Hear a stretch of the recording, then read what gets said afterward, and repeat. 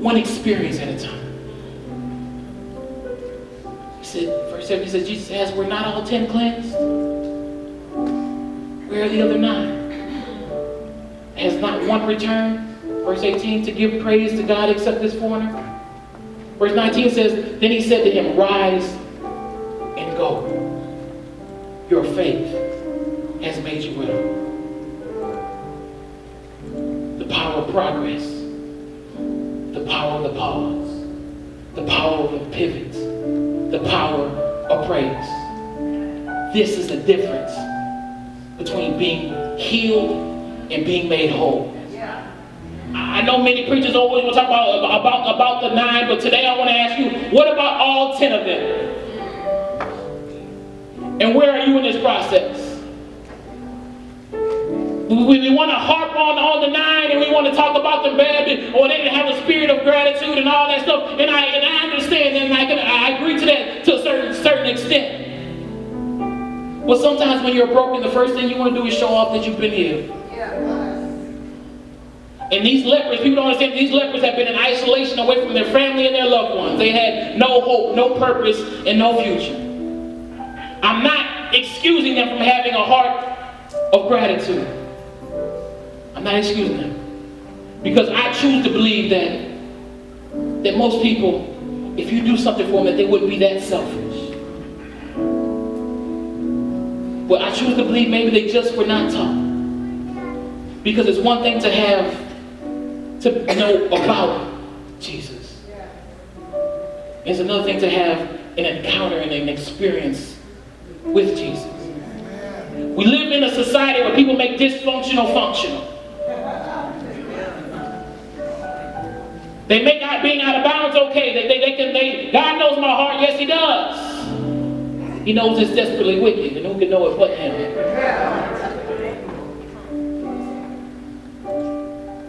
But I want to tell you that no matter where you are, maybe you are having a spirit of gratitude, thankful for everything God did in your life. But I want to tell you the same way that He saw the one come back, He sees all the other 9 as well. And I want to tell you today, I want to tell everyone today that even then, you're only one pause and one pivot away from changing the course of your life. See, you don't understand how the enemy uses guilt and condemnation from allowing people to make that pivot. Because people will pause, because the thing is that, a lot of people, we like noise, and, I got to sleep with the TV on, I got to do this, and people always want to keep themselves busy, because when you start settling down and you quiet yourself, then you start hearing those voices in your head saying all the things about how you're inadequate, the things that you should be doing, the level that you should be at. And right there, that's where the enemy comes.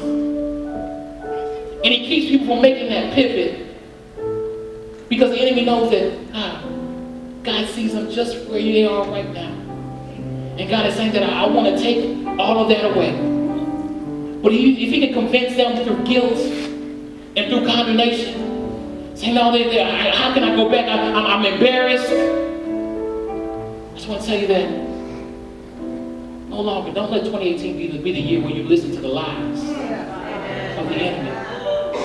I don't care how long you've been in church. I don't care how long you've been out of church, that you're only one pivot away from changing the course of your life.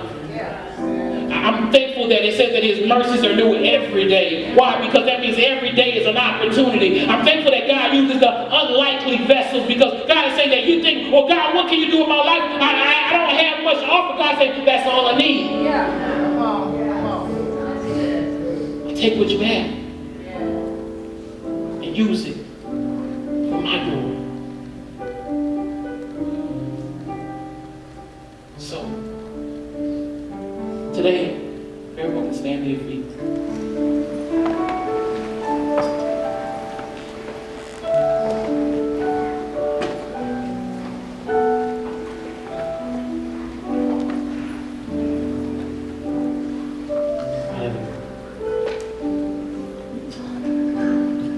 Here I'm surrounded by my church family. I know many of y'all know me.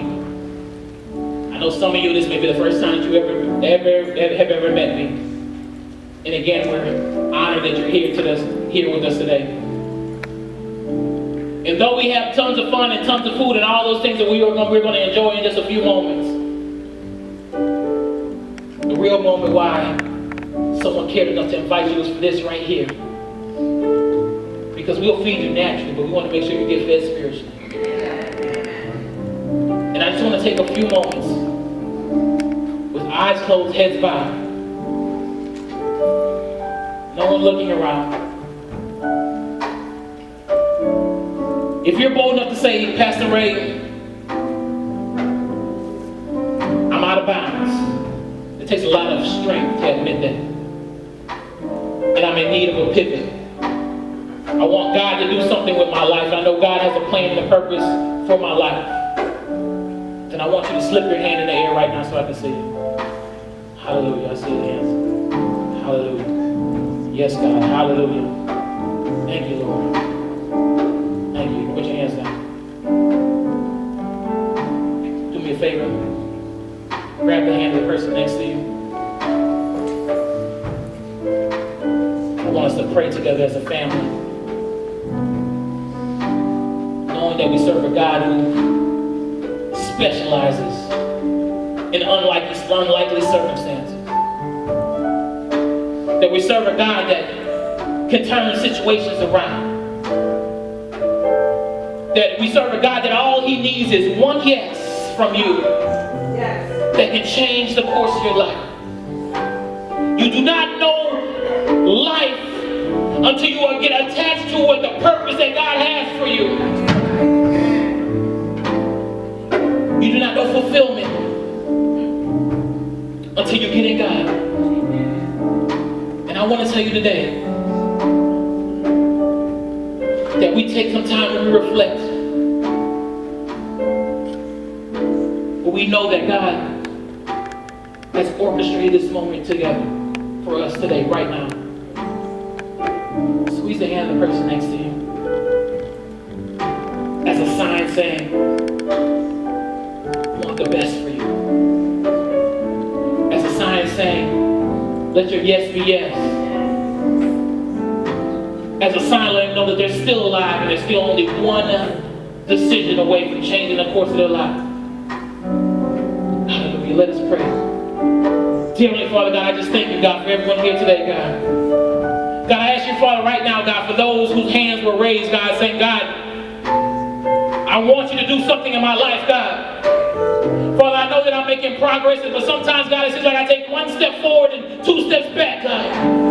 And Lord, when I take those two steps back, God, I pause right there, God, realizing, how did I get here? God, I just want to be used by you. Lord, change my life. Lord, give me the strength that I need, Lord. Let them know, I already know, God, that I'm stronger than I think I am, God. Lord, let them know, Father, this pivot that I need to make in my life, it may cost me something.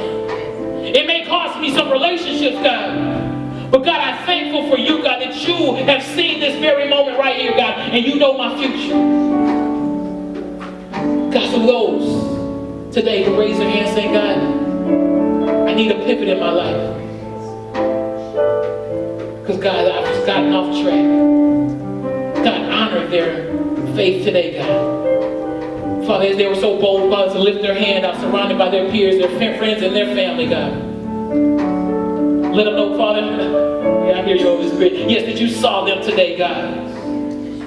God, I thank you that you're making every crooked place straight, God, that you're making every rough place smooth right now in their life, right now, God. God, serving you does not mean the absence of trouble, God, but it does mean, Father, we are included with the problem solver, the one who can navigate our course. So we submit to you, Master. I call you Master. And ask you to have your way in my life, God. Father, do something great in these people, God. God, the dreams that they let die, God, I ask you to breathe life into every dormant gift right now in the name of Jesus. Every calling, every talent, everything that they need, God, is wrapped up in you, God. Let them know, Father, that they are not alone. God, show them that you have a purpose and a plan for their life, God. God, I thank you today, Father, for what you're doing in your people's life. And God, we will not fail to give you all the praise, the glory, and the honor. In Jesus' name we pray. Amen.